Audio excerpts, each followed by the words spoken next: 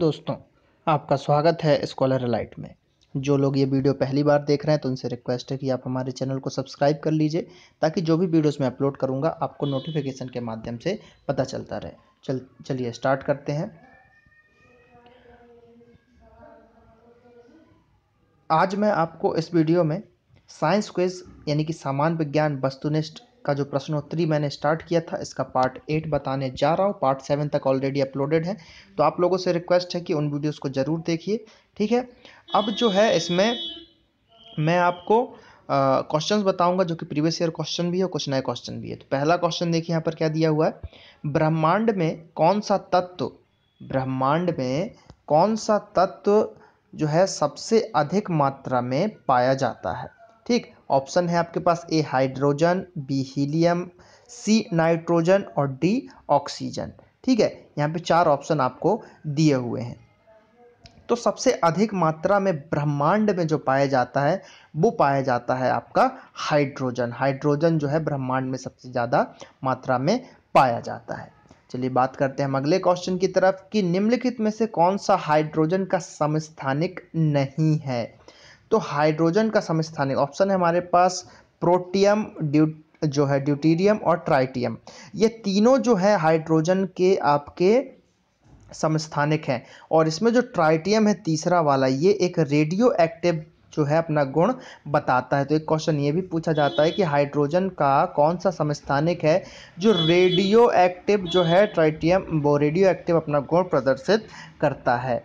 लेकिन यहाँ पे पूछा जा रहा है कि कौन सा समस्थानिक नहीं है, तो इसका आंसर जाएगा ओजोन। ओजोन जो है हाइड्रोजन का समस्थानिक नहीं है, तो इसका आंसर हो जाएगा ऑप्शन नंबर डी।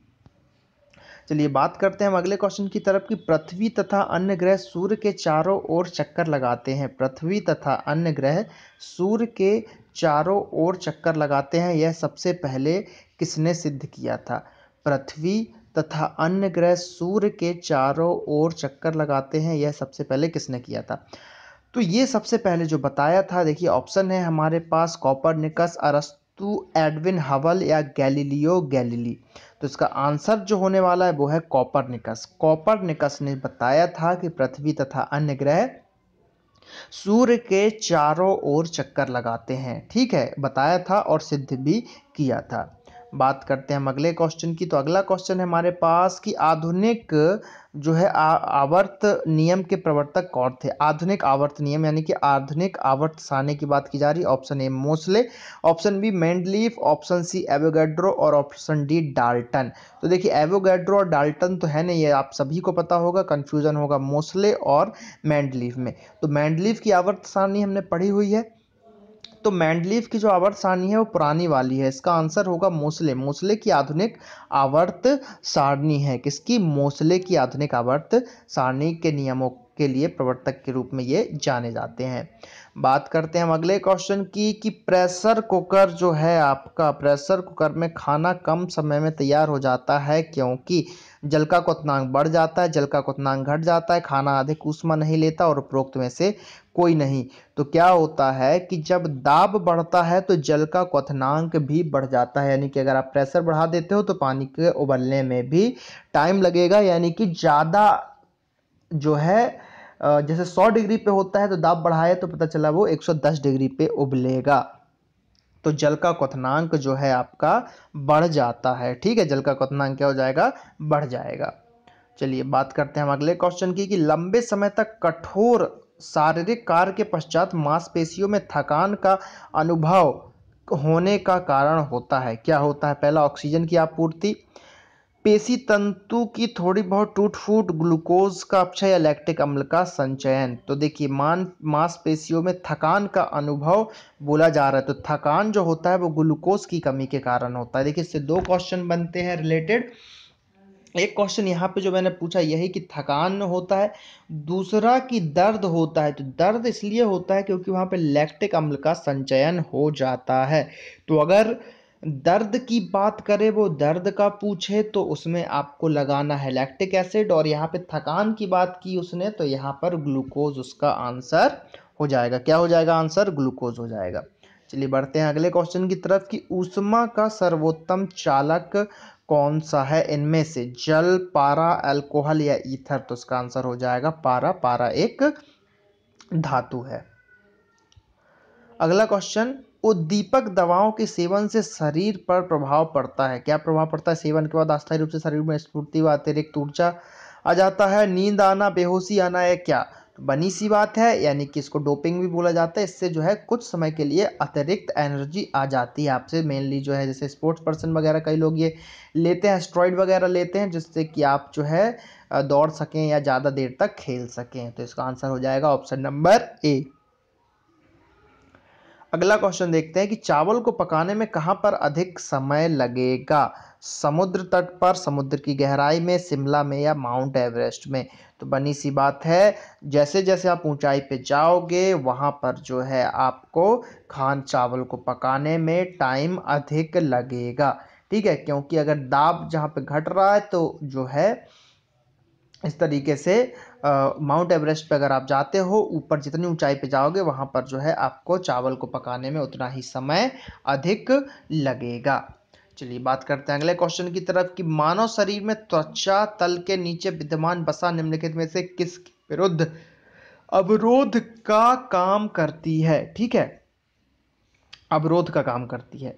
तो ऑप्शन ए है शरीर की ऊष्मा का क्षय, शरीर के लवणों का क्षय, वातावरण से हानिकारक सूक्ष्म जीवों का प्रवेश, आवश्यक शरीर द्रव्यों का क्षय। यानी कि जो त्वचा तल है उसके नीचे एक वसा की परत जमी हुई है, तो वो किसका अवरोध का काम करती है? तो शरीर में जो है ऊष्मा, ऊष्मा के क्षय को बचाती है। किसको बचाती है? ऊष्मा के क्षय को बचाती है। तो ये चीजें आपको याद रखना है। लाल सागर का रंग निम्नलिखित में से किसकी उपस्थिति के कारण होता है? मौस, शैवाल, कवक या जीवाणु? तो लाल सागर में जो है एक शैवाल पाया जाता है बहुत अधिक मात्रा में, जिसके कारण वो लाल दिखता है। अब क्वेश्चन ये है कि आपको कमेंट करके बताना है कि बताना क्या है कि जो लाल सागर है उसमें कौन सा शैवाल पाया जाता है, उस शैवाल का नाम आपको बताना है। बहुत इजी है, इजीली आप इसको ढूंढ सकते हो नेट पे। मैंने इसलिए ये बता नहीं रहा हूँ क्योंकि अगर आप खुद से ढूंढोगे तो आपको ज़्यादा समय तक के लिए याद रहेगा। तो कमेंट करके बताइए कि लाल सागर में कौन सा शैवाल पाया जाता है। चलिए, भार के अनुपात में जल में हाइड्रोजन व ऑक्सीजन का अनुपात कितना होता है? तो हाइड्रोजन और ऑक्सीजन का जो अनुपात होता है वो होता है 1:8। कितना? 1:8 होता है। पेनिसिलिन की खोज किसने की थी? आई थिंक ये आपको बताने की जरूरत नहीं है। पेनिसिलिन की खोज सभी लोग जानते होंगे, अलेक्जेंडर फ्लेमिंग ने पेनिसिलिन की खोज की थी। आवर्त सारणी का लंबा स्वरूप किस पर निर्भर करता है? यानी कि लंबाई में अगर वो किस पे निर्भर करेगा, तो वो करेगा परमाणु संख्या पर। जब लंबाई में आप उधर आगे बढ़ते हैं तो परमाणु संख्या पर वो निर्भर करता जाएगा, परमाणु संख्या भी बढ़ती जाएगी। संसार का सबसे बड़ा पुष्प कौन सा है? कमल, रेफ्लेसिया, कैक्टस या इनमें से कोई नहीं? तो सबसे बड़ा पुष्प की बात की जा रही, कमल तो छोटा सा है, रेफ्लेसिया जो है सबसे बड़ा जो है आपका पुष्प की श्रेणी में आता है। आंसर हो जाएगा ऑप्शन नंबर बी, रेफ्लेसिया। बढ़ते हैं अगले क्वेश्चन की तरफ कि सीसा का अयस्क है, मतलब सीसा किसका अयस्क है?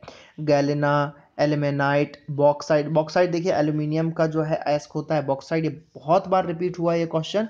और सीसा जो है गैलेना का अयस्क, सीसा का अयस्क जो है गैलेना है।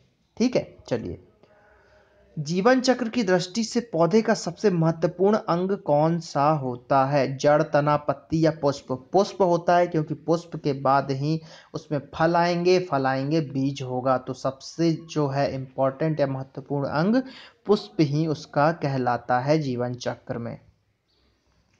प्रोटीन बनाने के लिए कितने अमीनो एसिडों की जरूरत पड़ती है? बहुत ही आईएमपी क्वेश्चन है, बहुत आईएमपी क्वेश्चन है अमीनो एसिड से। ऑप्शन ए है 10, ऑप्शन बी है 15, सी 25 और डी 20। तो 20 अमीनो एसिड की जो है यहाँ पर हमको जरूरत पड़ती है। कितने की जरूरत पड़ती है? 20 की जरूरत पड़ती है, 20 अमीनो एसिड की जरूरत पड़ती है। तो इसका आंसर हो जाएगा option number D, most IMP question, याद रखिएगा इसको। सफेद रक्त कण यानी कि WBC का मुख्य कार्य क्या है? ऑक्सीजन का परिवहन, CO2 ले जाना, रोग प्रतिरोधक क्षमता धारण करना, या इनमें से कोई नहीं। WPC व्हाइट ब्लड सेल की बात की जा रही है, तो इसका जो है ये है आपका रोग प्रतिरोधक क्षमता धारण करना। ठीक है, ऑक्सीजन का परिवहन WBC नहीं RBC करते हैं। ठीक है, चलिए,